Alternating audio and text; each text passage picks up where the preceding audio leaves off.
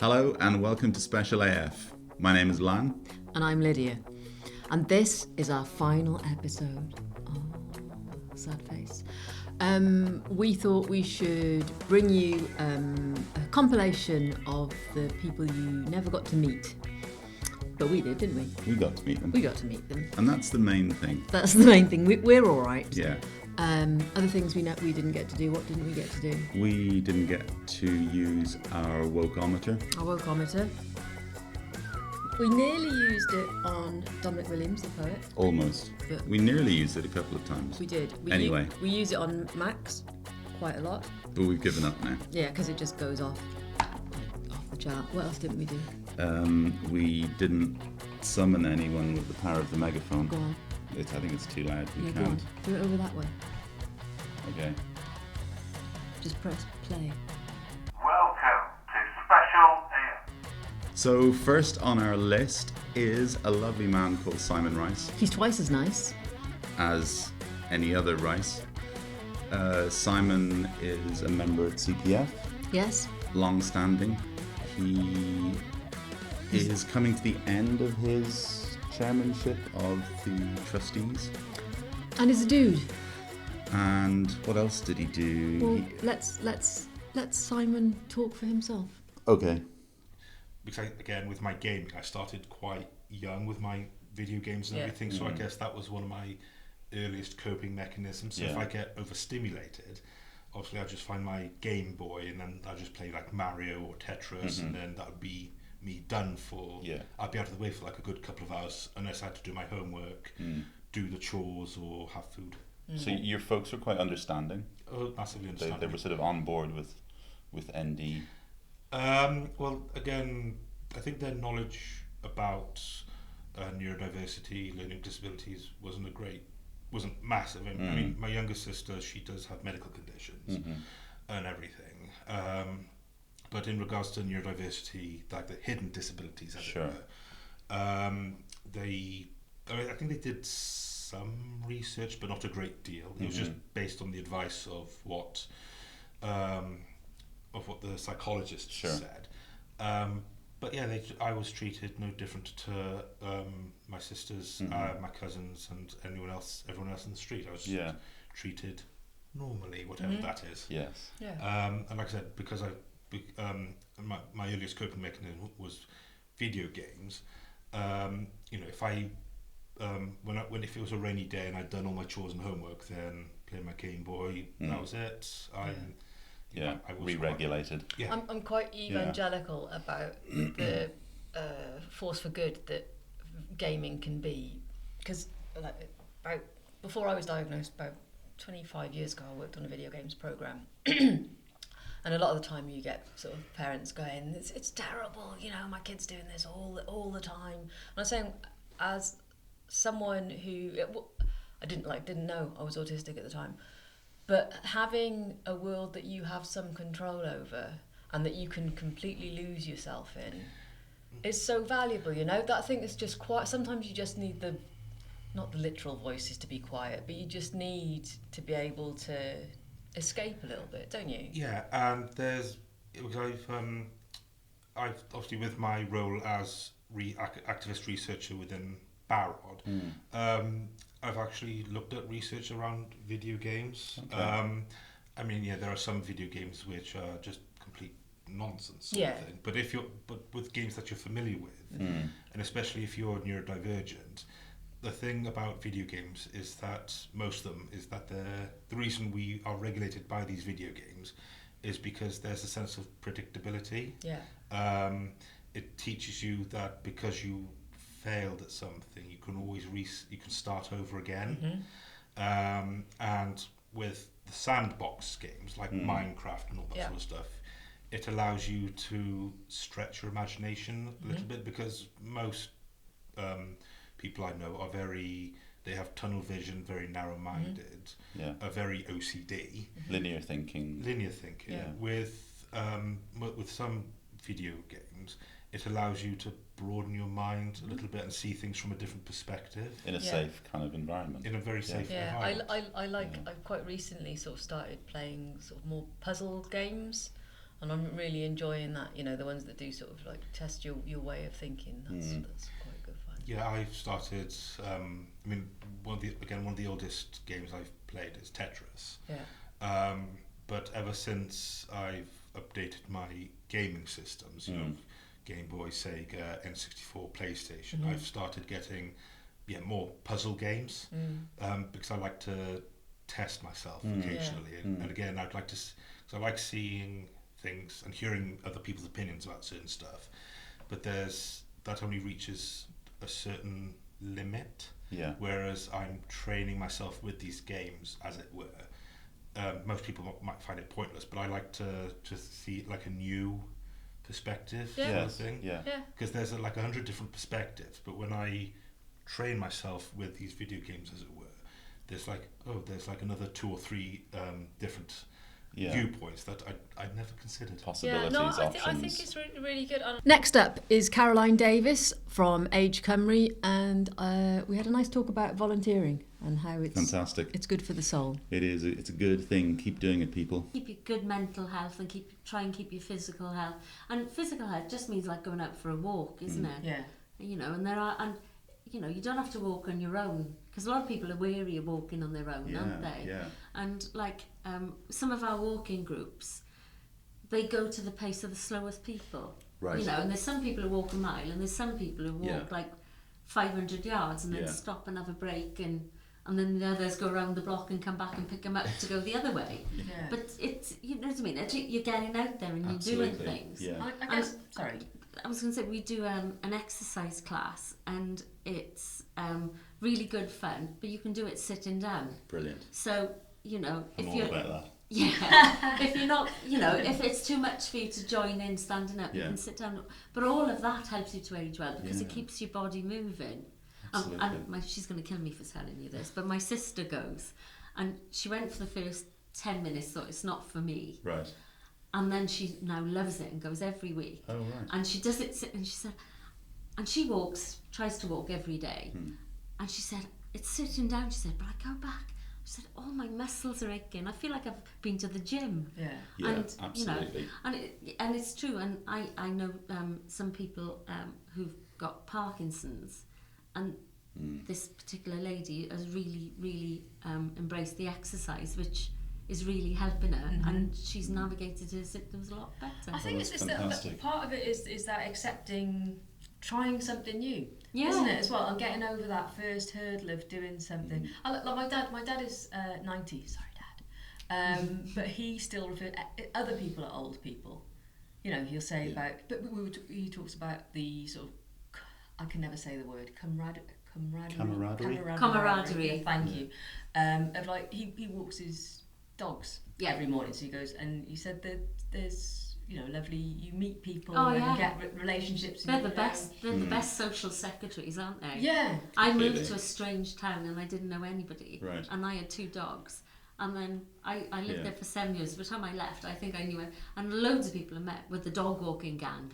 Right. The people you see every morning and you say that's hello like for to. your dad, isn't it? Yeah. Look, his ladies. We took the dogs. He had pneumonia once, and we took the dogs around the park, and his ladies recognised the dogs and went, "Where is he? Is he all right?" You know. Yeah. And they didn't actually know his name. No. But and he doesn't know any of their names. No, they know the dogs' described names. the dogs. Yeah. Bella's mum. Yeah, exactly. Yeah. Which was kind of lovely too. Yeah. It was really sweet that they cared enough to know that he wasn't. I think that's a little bit of the advantage where we live, because I do think it's quite friendly. Do you mean like David? Yeah. And I think you walk, you know, you go for a walk and people will say morning. Yes. And you think an older person, that may be, It like you said, be the only highlight. person they talk to. Yeah. So I think it's really important just to talk to people as well.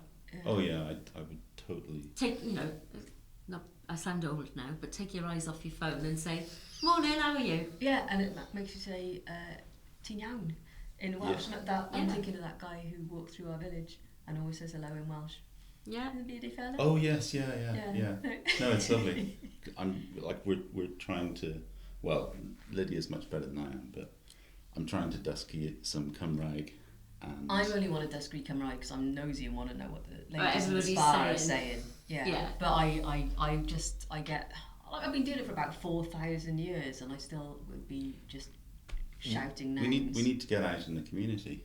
You do. And have conversational ways. Yeah, because that's the best thing. You always learn by talking. Yeah. And that would help my legs and my balance. It would help you see? legs and your It's all coming together I know beautifully. an exercise class you could come to. Oh, yeah, but I need to be sitting down. I think that thing of trying it, because it's easy to go, I'm set in my ways, I'm not want to try something new. Yeah. But again, my mum was persuaded to go to an exercise class where they did, she found out they did scarf dancing, and she's like, I'm not into that. And then she was loving it. Week 2, she was there.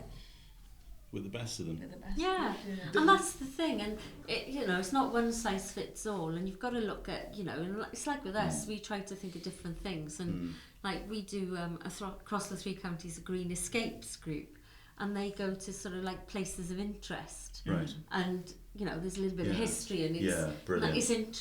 And it's a walk, yes, with a little bit of info and a little bit of something to see, like you're walking around a castle or something. That's a great So it's idea. rather than just going on the same walks all the time. And then you have a shared interest as well. Yeah. Because the people that are there must like history or castles or... And local history is cool if you're old, because again... You knew the people. Yeah. I remember one of the kids having to ask my father about...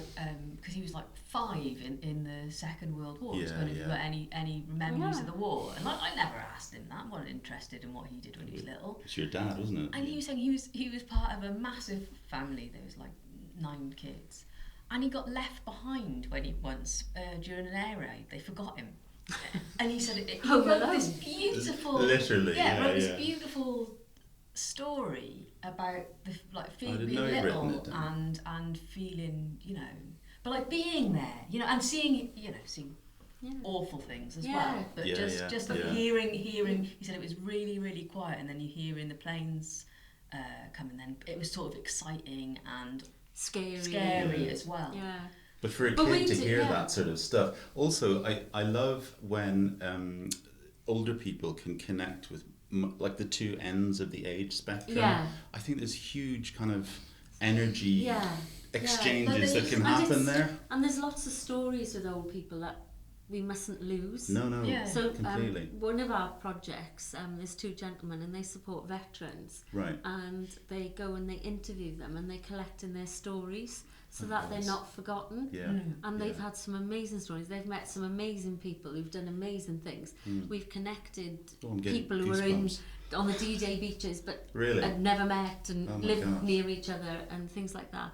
But in partnership with the National Library of Wales, there's a West Wales Veterans Archive, and we have volunteers who collect those stories and they put it on the archive. I was reading amazing. One of them. I read one of them two nights ago because we discovered, side quest, sorry for a second, we discovered just down the road from where we live an old prisoner of war camp. Yes. Camp 70 it was. And so I went down that particular rabbit hole and came across this archive, and it was interviews with the camp commandant, and it was fascinating, absolutely brilliant. But people had been to interview. It's very important. A lot of old people don't talk about it. No. But it's important that we get their stories. Yeah. And that's one of our projects, is collecting those stories. But by collecting those stories, what sometimes happens is you identify that there may be other things we could help them with. Yeah. And it's led to welfare support for some of these older veterans. Well, it's only through talking to people. You make a connection. You can find out. I was just thinking, a high school our kids went to, they used to do a programme where they'd ask older people to come in and help the kids who had reading challenges. And it was really lovely. Nice. But really lovely. Well, my friend's a headmistress, and a couple of people from our office in Pembrokeshire went to her school on National Book Day, and we all went down and read stories for the children. Yeah, I just they called it bedtime stories, and they all came back into school in their pyjamas. And we went in and we read them some stories. I took my dogs and I was dressed up as Cruella de Vil. Oh, really? Yeah. We need to see pictures of that, please, Cass. It's wonderful. I love this. I don't know, all these ideas about but aging and stuff. I don't feel so bad about getting old. No, because it No, affects, that's all right. But I've achieved one thing today, then, haven't I? it affects every aspect of your It life, does. doesn't it? It affects it's your so relationships. fundamental. Yeah, and things, relationships can change, and it's very difficult if you've been like husband and wife, and suddenly one of you becomes a carer. Because your dynamic changes. And I think sometimes you see with children and parents, whereas the parents have always been the people who look after the children, then it's sort of roles reversed, isn't it? And you become the person that looks after. It can be quite difficult then, can't it? Yeah, but that thing about communicating that and having the opportunity, where I imagine volunteers are really important, that you can find out stuff that might be tricky that people aren't talking about. Sort of along the way, just by chatting. I was again. Yeah, because it's a relaxed environment, Yes. and people, once they get confident, they may open up about, and that's what happened with, as they're talking about the Veterans Archive.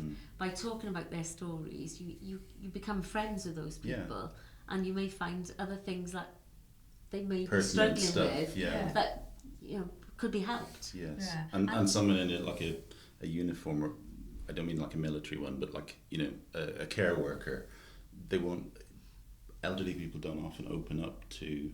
No, they just see the uniform, don't they? Yeah, and sometimes you don't want to admit that.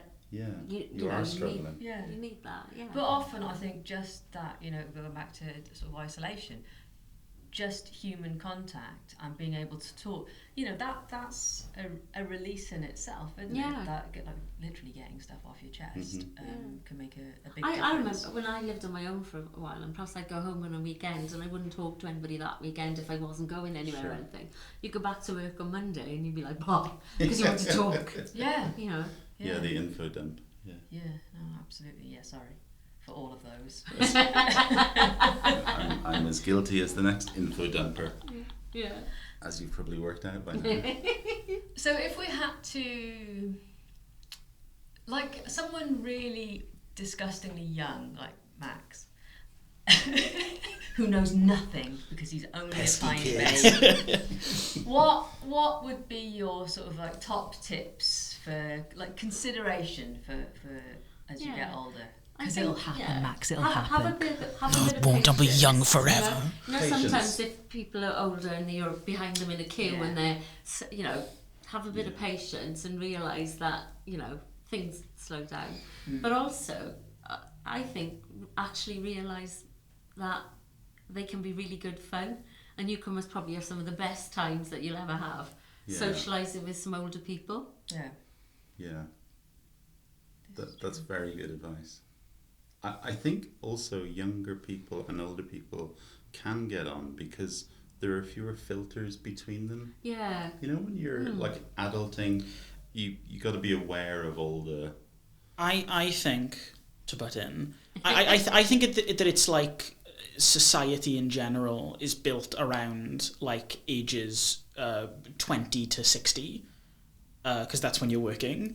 But then once you become old, you go back into like that fringe. It's like, people talk about like you're a baby, then you're an adult, then you become a baby again.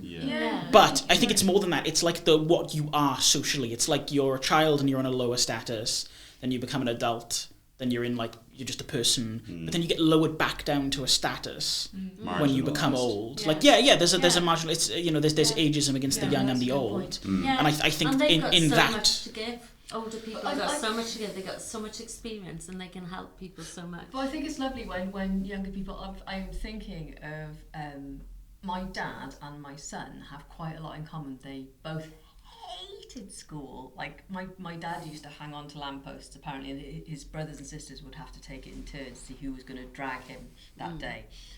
But they both hated school. They're both quite naughty, I think it's fair to say, mischievous, lively minded. But they were just talking. They were sort of almost having a competition about who done the naughtiest thing. My dad won hands down, like. And then you can see the respect in your son's. Hey, yes, Granddad's exactly. cool. He's done stuff. He's seen things. He's been there. He didn't just spawn in as a 78-year-old.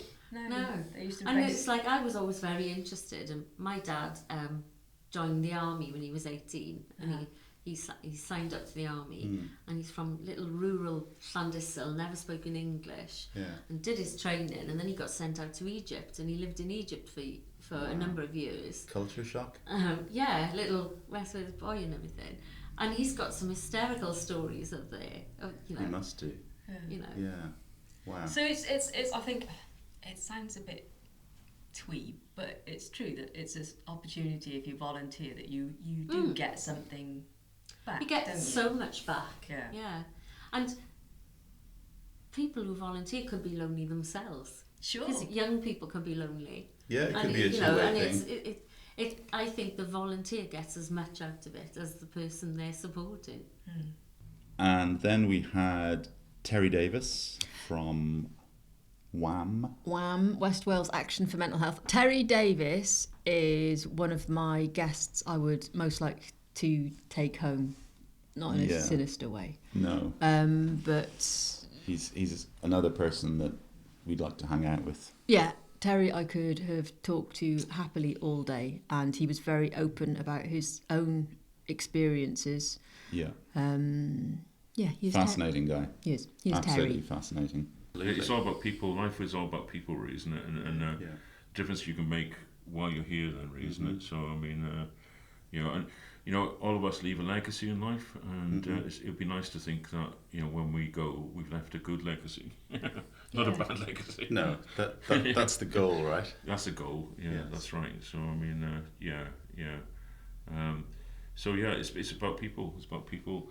And that's what we need to keep on doing, is trying to encourage people and show people there are things they can do to help themselves and to really get back on track then, really, isn't it? So there are. Yeah, and you're a fabulous advert for that. No, thank you. Yeah. Could you tell my line manager, please? Yes. It's official. Make a note, Max. Because I know there was the self-management movement, in a sense. That's why I've been schooled in, really. And is that what these 4 principles come from? So the hope, personal responsibility or taking back control, a measure of control of your life, education, that knowledge is power, and also self-advocacy, learning to speak up for yourself appropriately, really, isn't it? So it's handing back the power to yourself, rather than allowing other people just to do things to you. You're learning how to do things yourself as well.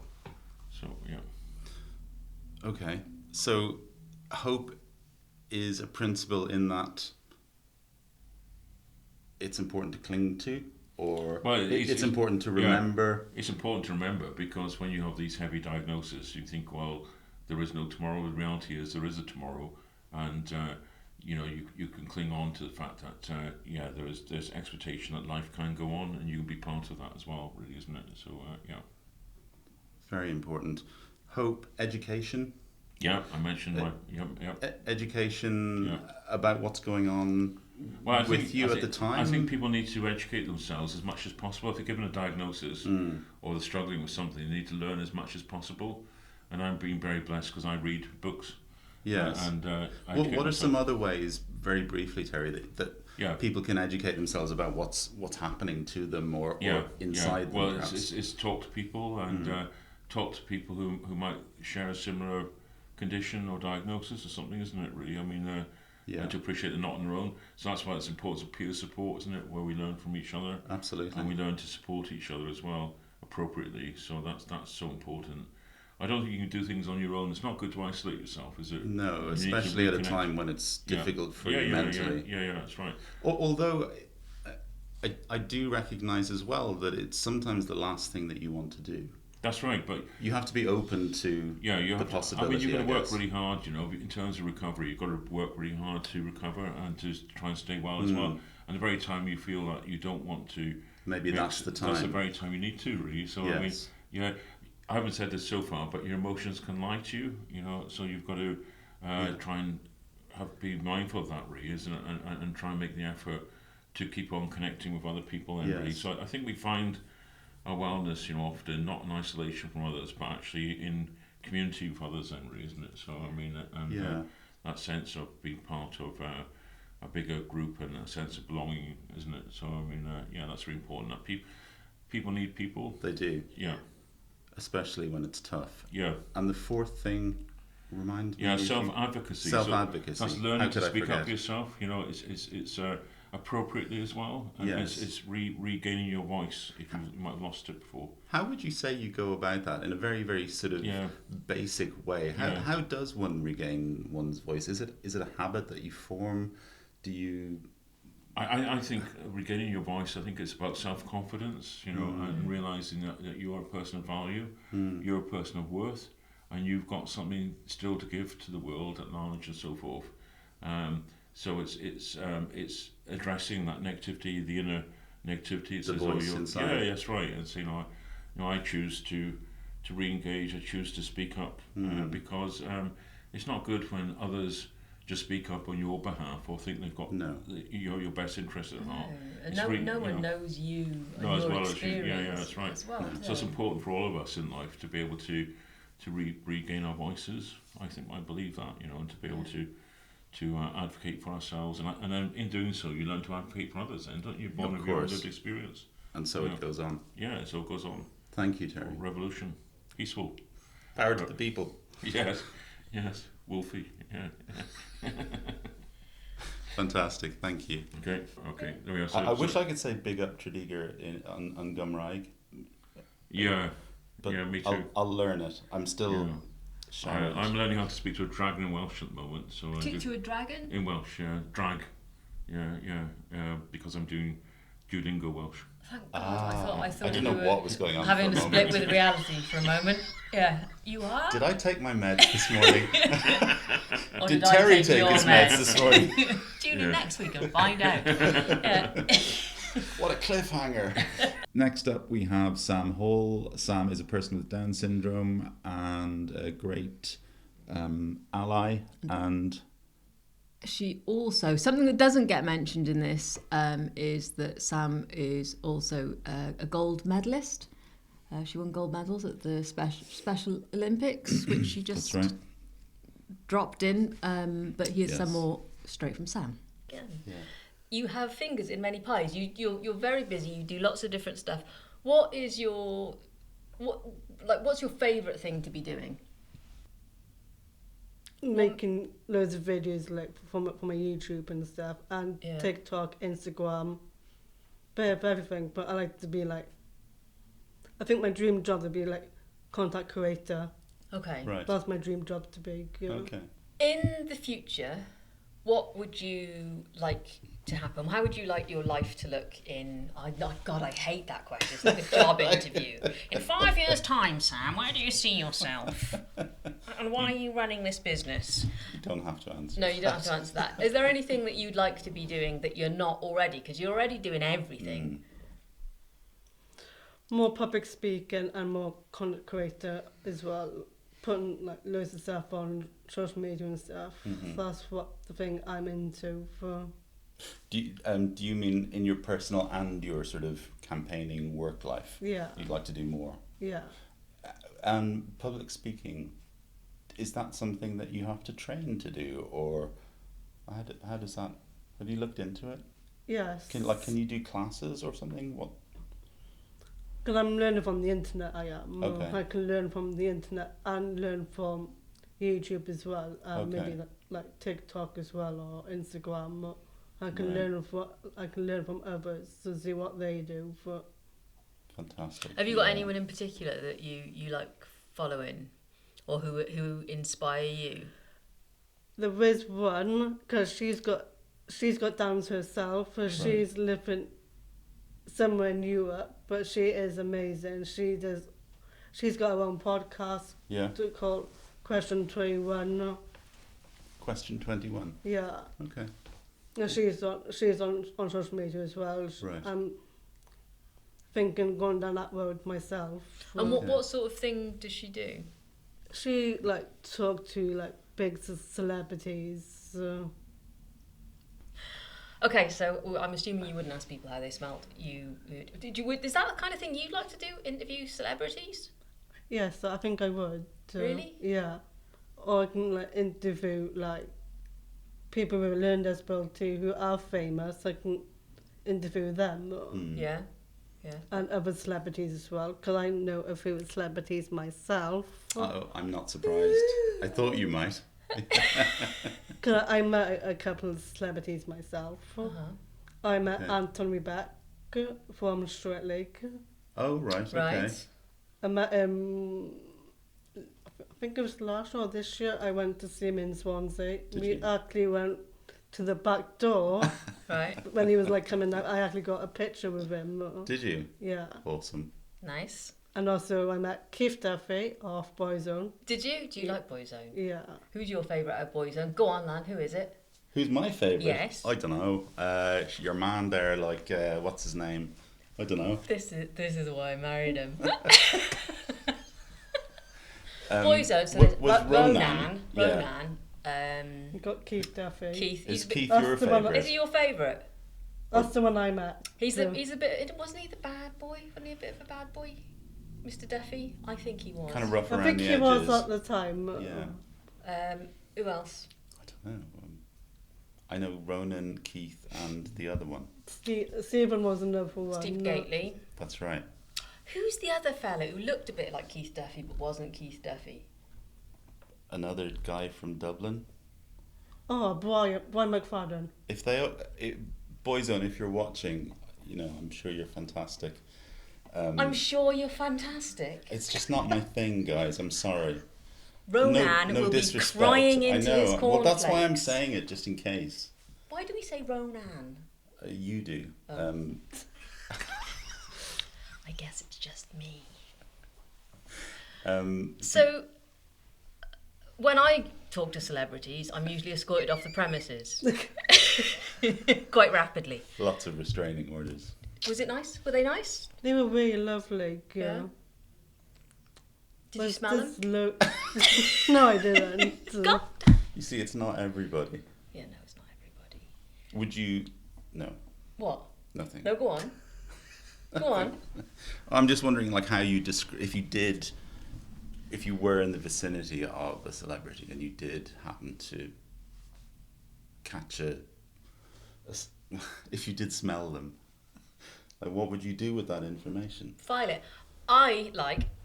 There's a racing, my dad loves racing, loves horse racing, and there was a man called John McCrick who did the racing reports on Channel 4, and I met him once, and I went, he smelt very nice, he smelt very expensive, and he had very soft hands. And I like to file that information away. For you? Yes. Okay, all right. And in my posthumously published book, did People I've Met and How They Smell. It's going to be hard to find a publisher, I think. Barod, maybe. Yeah. We'll be in touch. Did you talk to Keith Duffy? Yes, I did. He did ask me if I would take him back to Ireland. And then we had Arwell Davis. the P.S. Oh! I was very, very, very, very, very tolerant of us. We asked him about his equipment more than you're going to see. Yes. And, yeah. He was cool. He was cool. Here's Owl. I'm Arwell, and I'm a PCSO here in Derby Powers Police in Carmarthen, part of the neighbourhood policing team. Welcome to Special AF, Arwell. Very Lovely much. to have you along. Yes, great to be here. The first thing I want to ask is, what is a PCSO? Because I've been getting the initials mixed up all week. Yeah. It's true. And yeah, what does it stand for? So PCSO is Police Community Support Officer, and fundamentally what our job is to be in the community, to sort of be that link then between police and community members. Right. And we sort of do whatever we can really to have. Are you sort of colleagues. filling gaps in? No, I wouldn't say filling gaps. It is like a role that's been like created. Yeah. you Sorry, know, that sounded very... No, it's fine. It's like it's like a role, because policing's changed and evolved over the years. Whereas people always used to say, "Oh, you have the local Bobby," and things like that. On the beat and always visible. That's and, it. That's it. As policing has sort of evolved and become more specialised, and the demand has gone sort of higher. I think it's about 20-something years ago. I think they created this role. That long ago? Yeah, Wow. yeah. And you must have quite a lot of specific skills. We were talking about this morning, because we were talking about neurodiverse people and whether it would be well suited to policing. And I was going, some things I think I'd be brilliant at, If I had to hyper focus on something, I'd be cool.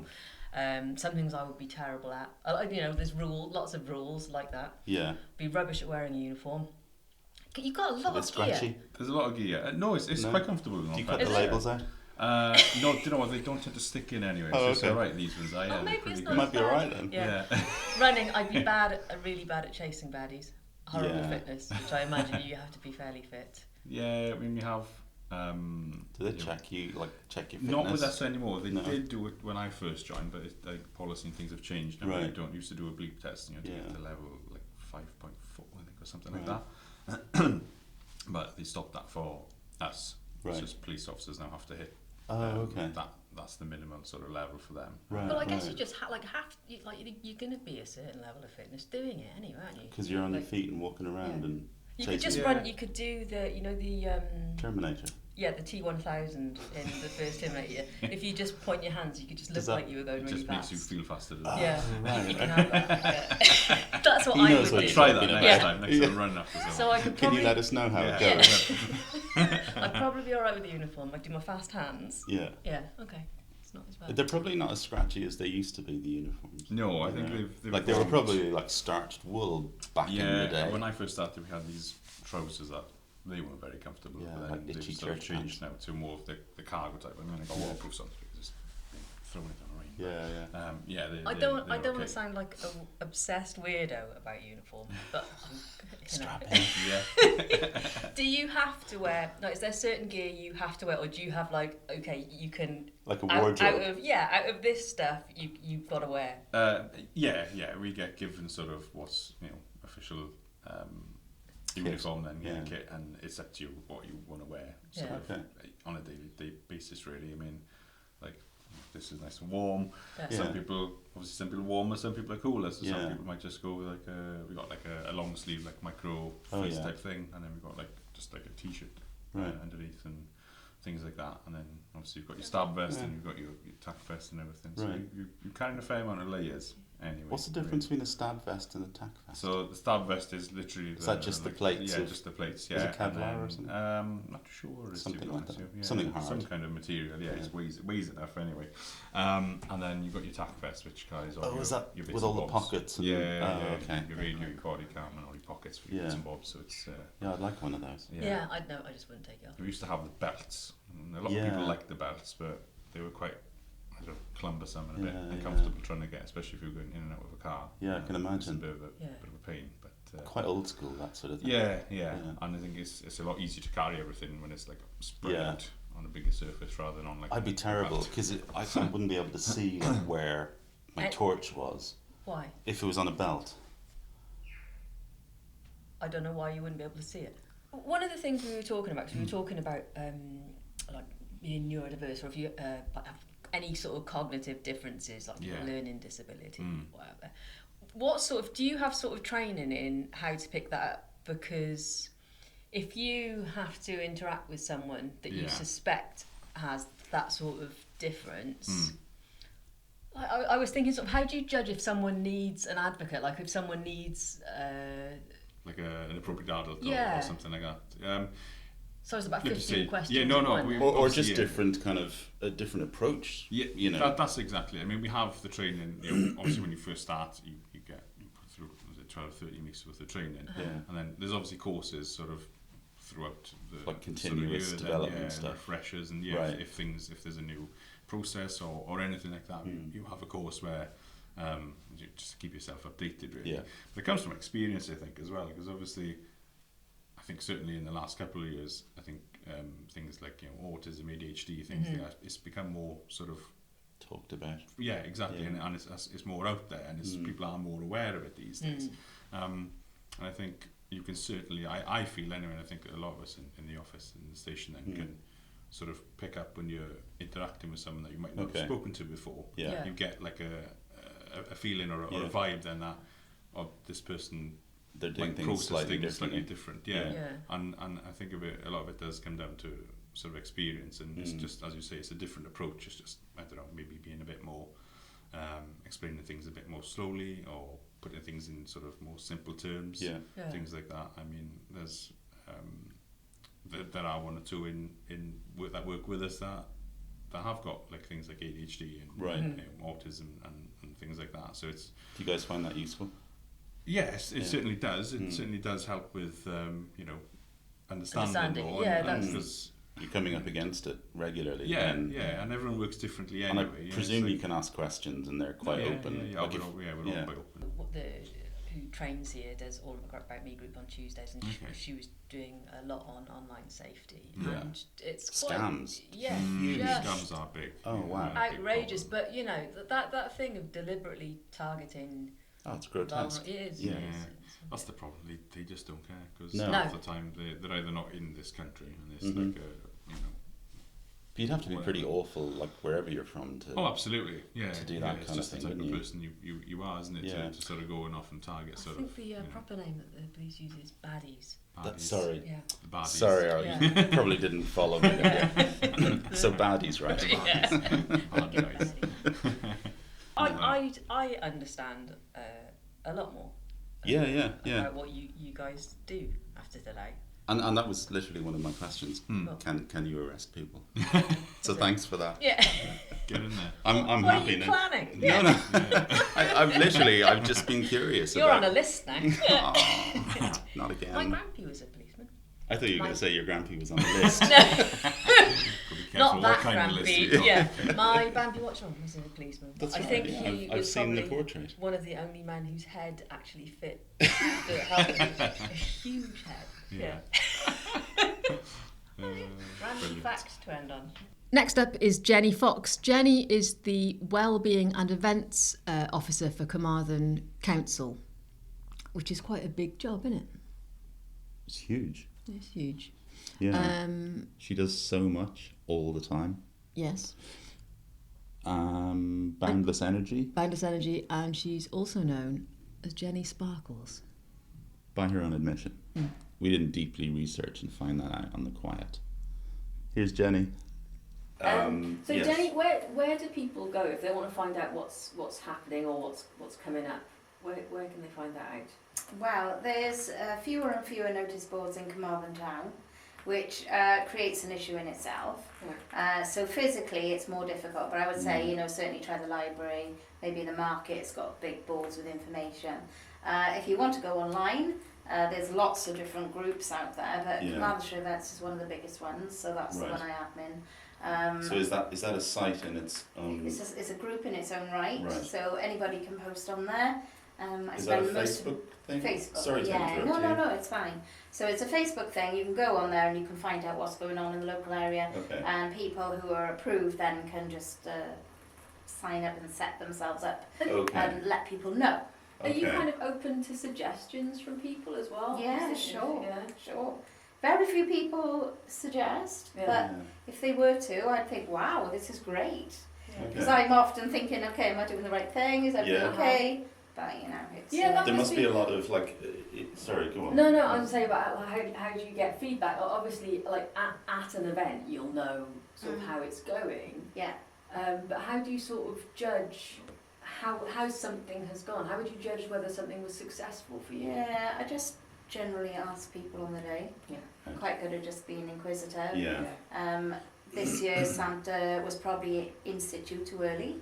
So next year he's going to go an hour later. Okay. And there's things like that. Little tweaks. Tweaks. He's a busy man. He is a busy man, but we can make it happen. Yeah. So, there's these little things, and with races, with whatever happens in the town, always looking to improve. Because, when I apply for all the licenses, I do all the risk assessments, the road closures, things like that. I'm currently doing them now for future events. Yeah. You're always thinking, right, how am I going to make the public safer? There's new laws and legislation, so you're always looking. It's a lot to keep up with. It is a lot. Do you have a team? No. Sorry, I keep interrupting you. No, it's okay. Do you want to sketch in a bit more? That's all right. Sorry. I'll just kick you. I'm really interested in everything that you're doing. It's such a big job. Like that level of overseeing would give me a nosebleed. logistical. Yeah, and I said this year, and I will say when I have my appraisal, is I feel like a tungsten signpost.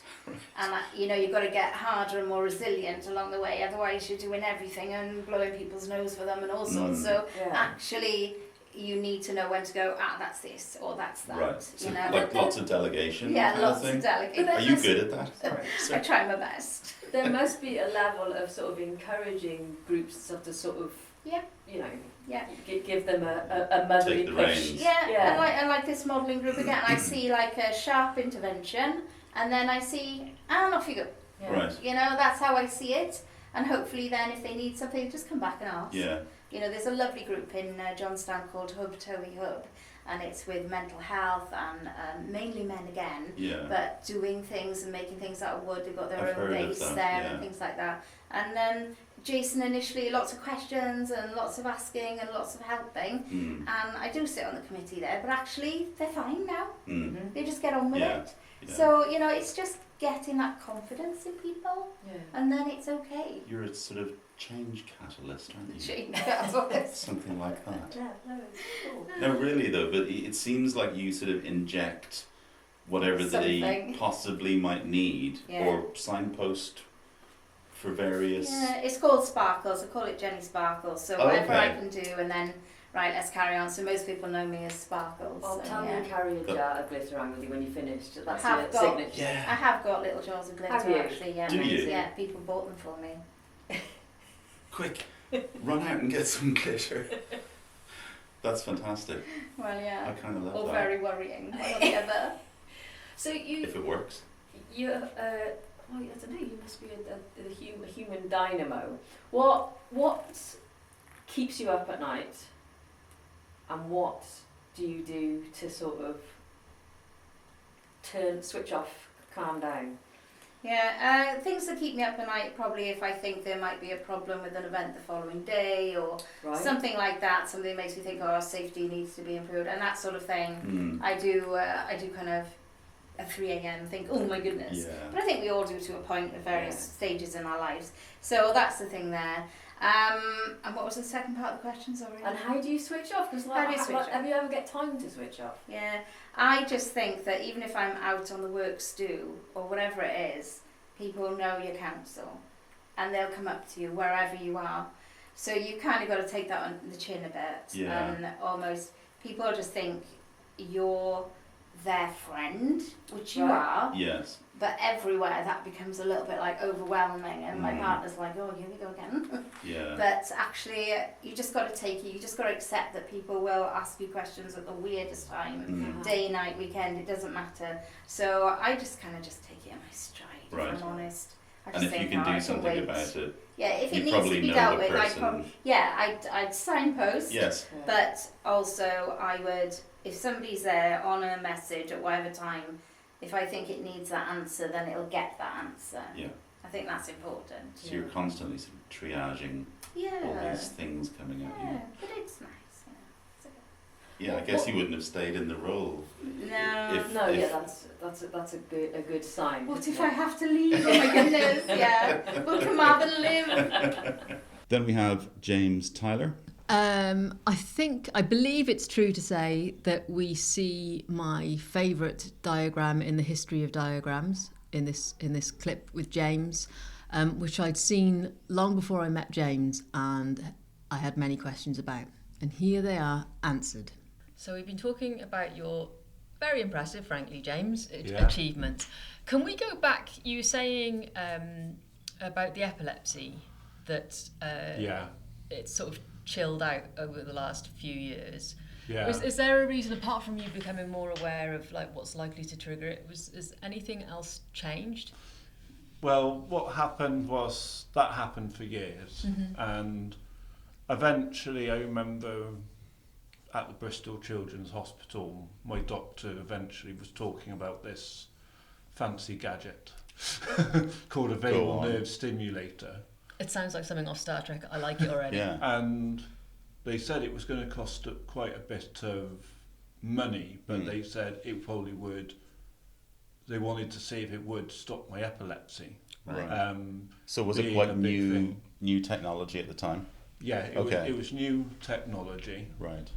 So here is a little sketch or an idea of what it is. I like here's one I've done earlier. James, can you hold it up to the camera for us? I love this picture for so many reasons. Yes, it's fantastic. So I drew this for an animation a little while ago. Okay. Which unfortunately hasn't happened. Can I show it to the cameras while you're talking? Yeah. So the you can see here is a In this area. Yeah. Here in this area here that there is a round little box which works, and then the wire that you can see, the line you can see going up to the top of the head, is a wire that then causes a signal in the brain, and if it, So this is all under your skin? And it's all under skin, yeah. Can we mention the nipples, or are we not talking about it? No. Okay. All right.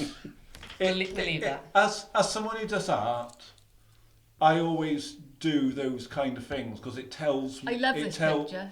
Because I kind of felt these and that area. Yeah. And then that gave me an idea. Some landmarks and anatomy. A map. So I don't want anybody to know that I've got nipples. Okay, look, we'll do that. There. No, it's nipples, not to scale. It's all good. Thank you, James. Fantastic. So do go on. Yeah. So it's in your chest. It's here, Yeah. and then the wire kind of goes up to here. Okay. And it, like you had magnets that came with it, which you place it on here, and then it would send a signal up to the brain. And then if I had a twingle in the head, that meant it was working. Right. What does I would love to know what that feels like. Is it unpleasant or just weird? It's just like, I don't know how to describe it really. Like a tickle? Yeah, like a little, like just a quick little tickle, like at the top of the head. Yeah. Okay. And did it help? It did. And Amazing. That's why I think that's why I've achieved and become who I am. Right. Because I remember not long after having the operation. Yeah. Well, this is how I don't really have it anymore, and it doesn't work because I was 15 years old, and they had to guess how tall I was going to get eventually. Oh. Right. Because you don't stop growing till you're 21 or something, do you? Yeah, that's right. Yeah, and I obviously got taller, and they found the wire had disconnected.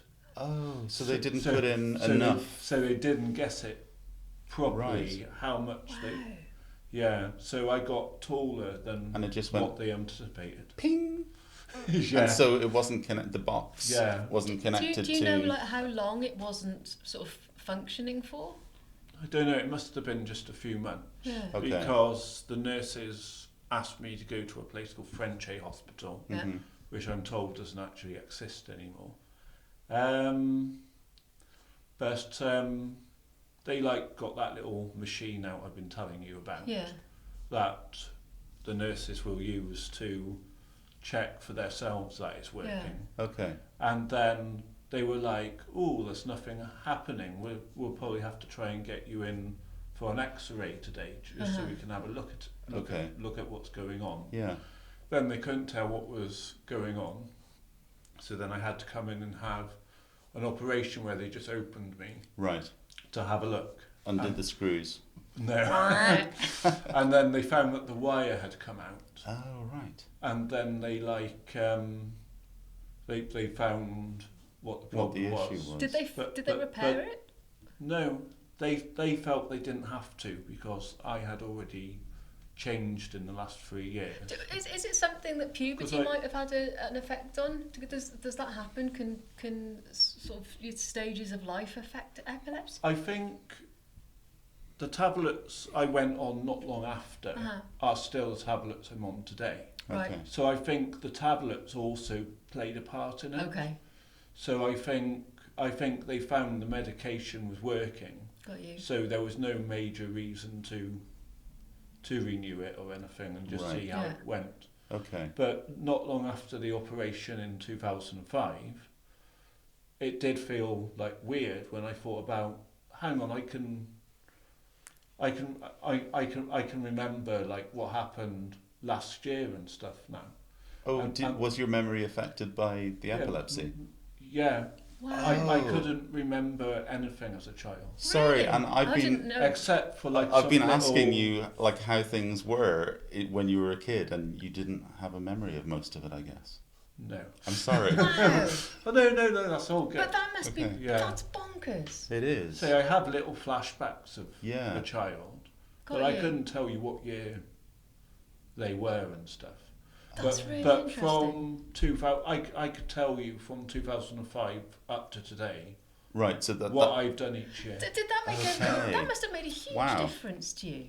And it Yeah. makes more sense now that you say I'm able to do the things that I'm doing now because the epilepsy is controlled, because a lot of what you do would require long-term and mid-term memory. Yeah.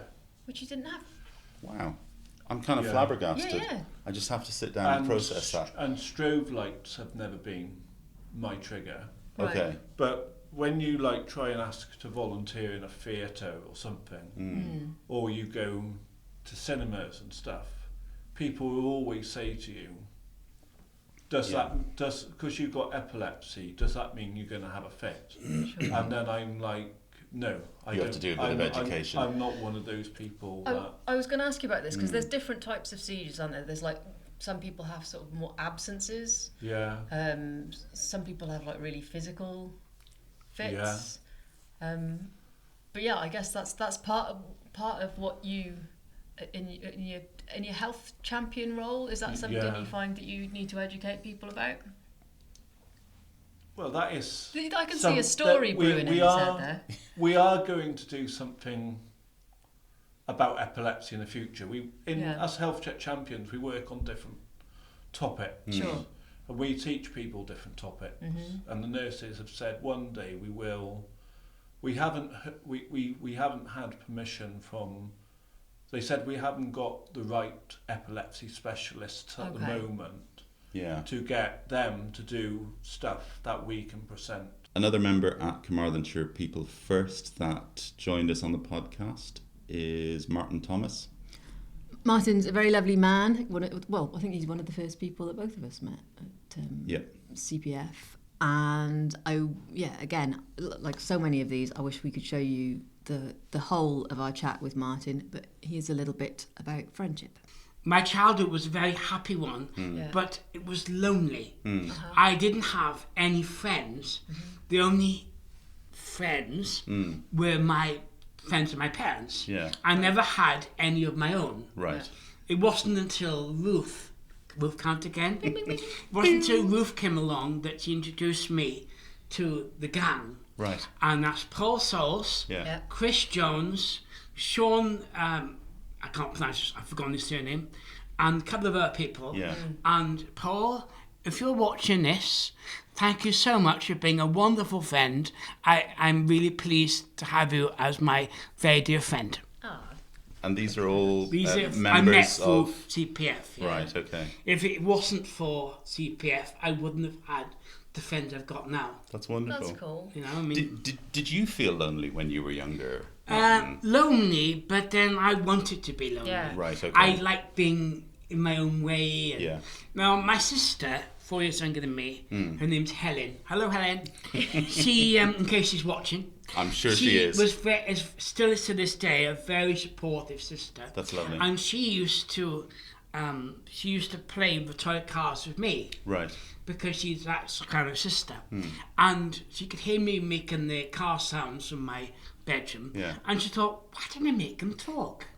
Okay. And she did. And we used to have endless fun. Did you?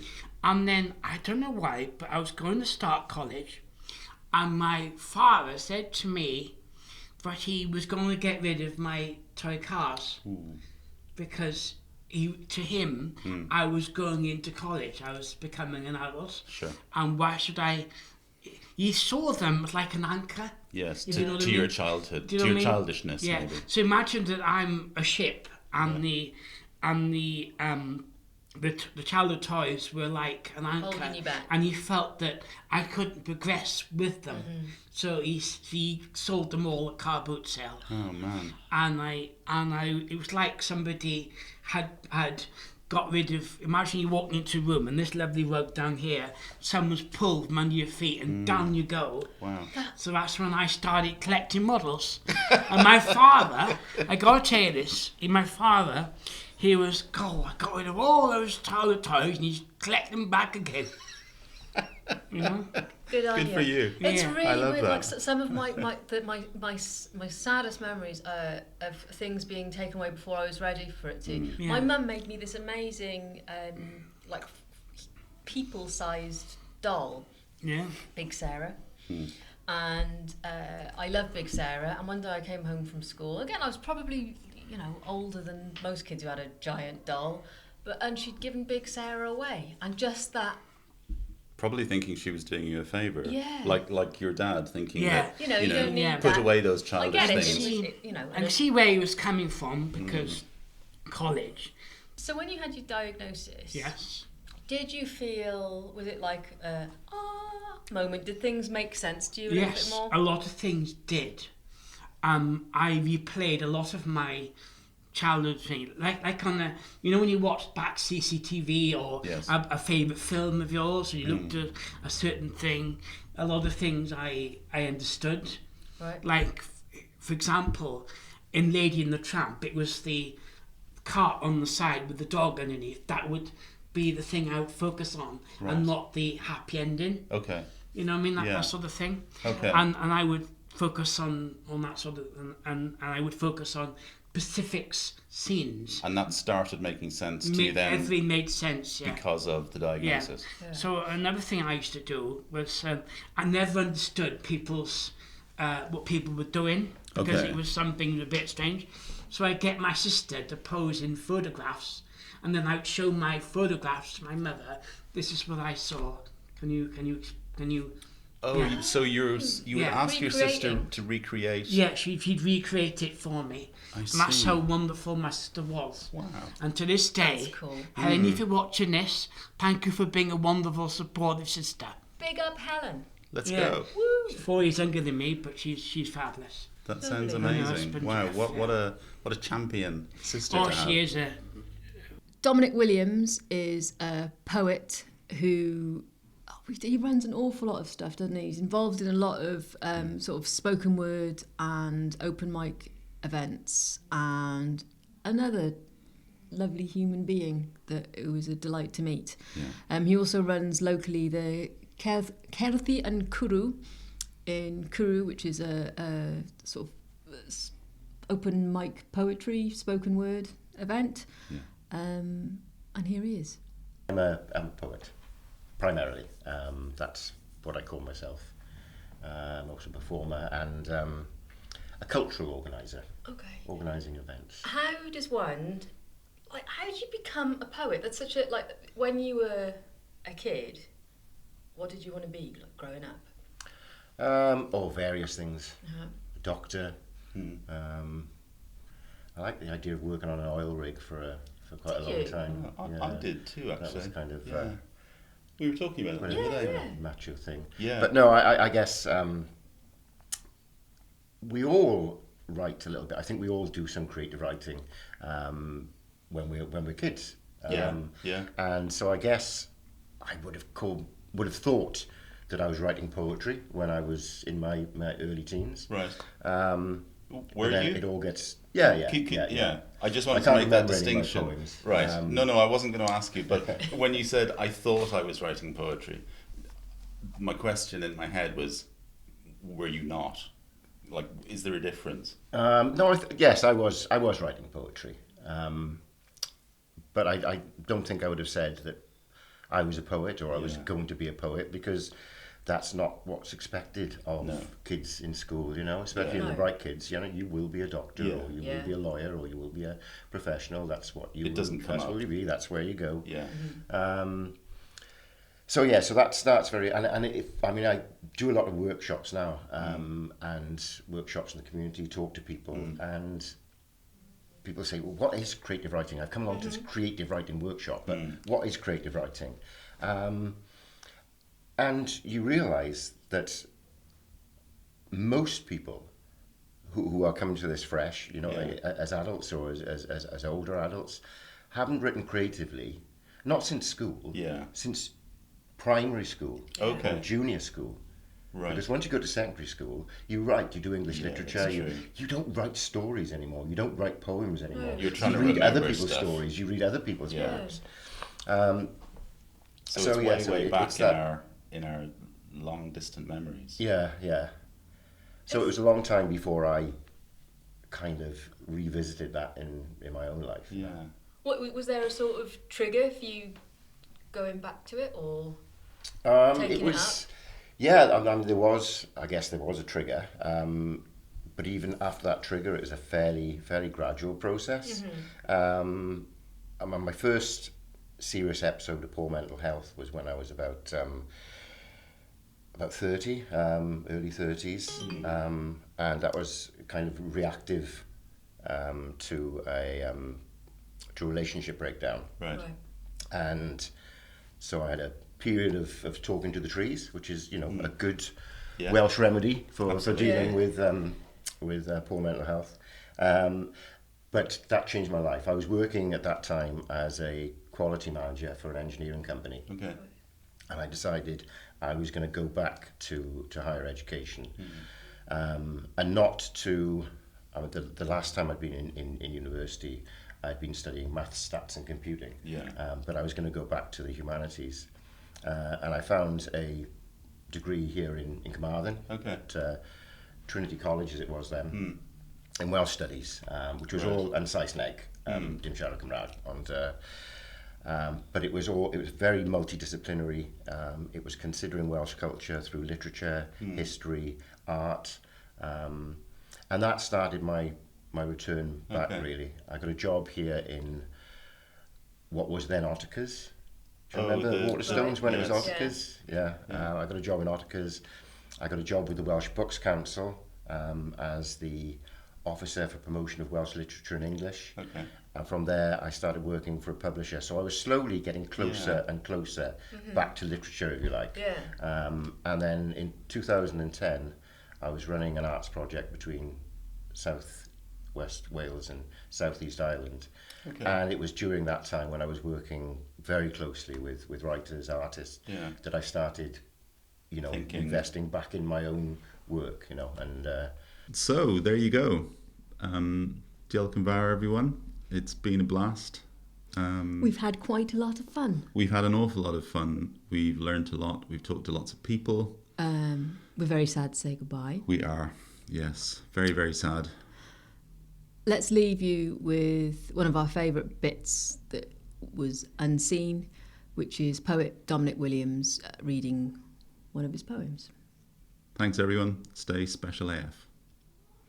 I'm thinking of something that kind of relates to mental health and also to like misconceptions or prejudging people, and also if I mention Max, is that like breaking the fourth wall or something? We like to.